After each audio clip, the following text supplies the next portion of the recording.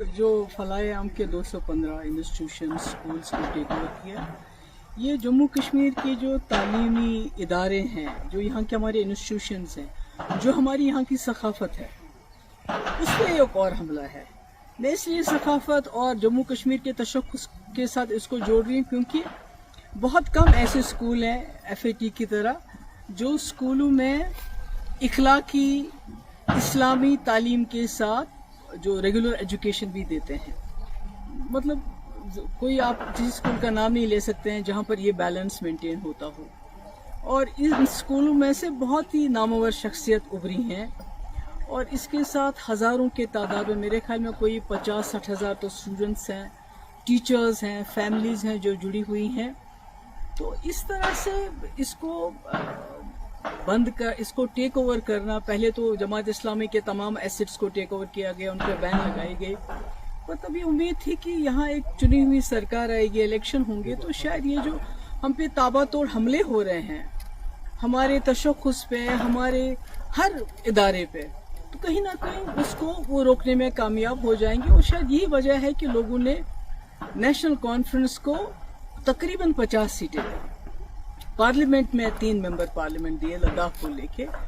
तो पर अफसोस की बात है कि बजाय इसके वो इस चीज़ को रोके, तो ये गवर्नमेंट की तरफ से ऑर्डर आना, मुझे लगता है कि ये मतलब एज अ कश्मीरी मुझे लगता है कि ये जो लोगों का जो भरोसा है उन पे क्या गुजरी होगी, मैं उसका अंदाज़ा नहीं लगाना चाहती। क्योंकि पिछले इलेक्शन में तमाम लोगों ने अपनी आइडियोलॉजी से बालातर उठ के, चाहे वो जमात इस्लामी थे, चाहे अहले हदीस थे, चाहे एम्प्लॉयज़ थे, चाहे टीचर्स एसोसिएशन थी, चाहे नौजवान थे, सब ने सोचा कि एक ही जमात को वोट देंगे ताकि ये जो तूफान आ रहा है हम पे मरकज की तरफ से, इसको शायद एक जमात रोक पाएगी, एक ही जमात रोक पाएगी। क्योंकि PDP को तोड़ फोड़ करके PDP लगता था लोगों को ये खत्म हो चुकी है, ये मुकाबला नहीं कर पाएगी। तो ऐसे में ये होना, और अभी आपने देखा कुछ देर पहले जो हमारी उर्दू जबान है सरकारी दफातर में से उसको तकरीबन खारिज किया जा रहा है। हमारी किताबों, हमारे जो सिलेबस है, जो करिकुलम है, उसमें जो है हमारे शेखुल आलम रहमतुल्लाह अलैह हैं, या हमारे अल्लामा इकबाल साहब हैं, या इसी तरह जो हमारे आगा शाहिद साहब हैं, उनको बिल्कुल उससे अलग किया जा रहा है। तो सरकार जो है खामोश है, और इस बार तो सरकार हिस्सा बन गई।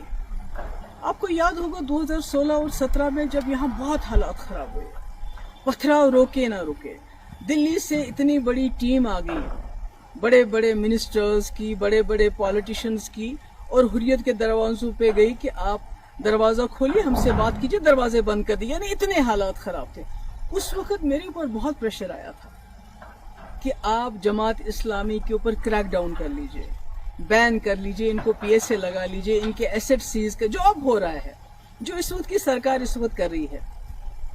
मगर मैंने सोचा कि अगर मैं अपने ही लोगों पे बिला वजह इस किस्म की कार्रवाई, या तो कोई सबूत हो कि भाई इस वक्त ये कुछ ऐसा कर रहे हैं तो आप कोई एक्शन लोगे, मगर सिर्फ इनकी आइडियोलॉजी की वजह से किसी ने जाके दिल्ली में चुगली खाई थी कि भाई वहाँ जो भी कुछ कर रहे हैं वो जमात इस्लामी के लोग कर रहे हैं, जो पथराव हो रहा है, जो मुल्क के मुखालिफ जो मुहिम चल रही है, वो सब जमात इस्लामी। पर मैंने उस वक्त स्टैंड लिया, जैसे मैंने कुठवा में स्टैंड लिया।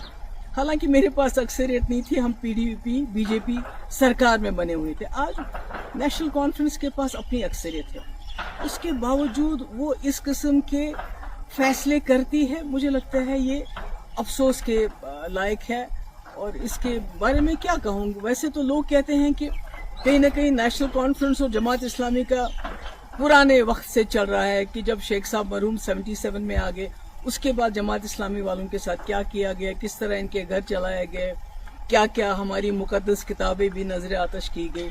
उसके बाद 87 के बाद क्या किया गया, जो फलाए ट्रस्ट के टीचर है उनको कैसे पब्लिक सेफ्टी एक्ट लगाया गया। और आज 2025 में अब इनके जो स्कूल थे, जो लोगों के गरीब बच्चों को, क्योंकि आपने देखा कि सरकारी स्कूलों में जो चीज़ कमी है वो ये स्कूल पूरी करते थे, जिनका कोई नहीं होता था, और कम फीस लेके ये तालीम देते थे।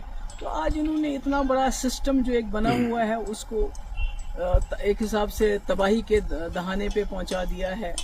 کئی گھر اس کے ساتھ وابستہ ہے, کئی ٹیچر, سب کا مستقبل جو ہے. میم آپ نے ایجوکیشن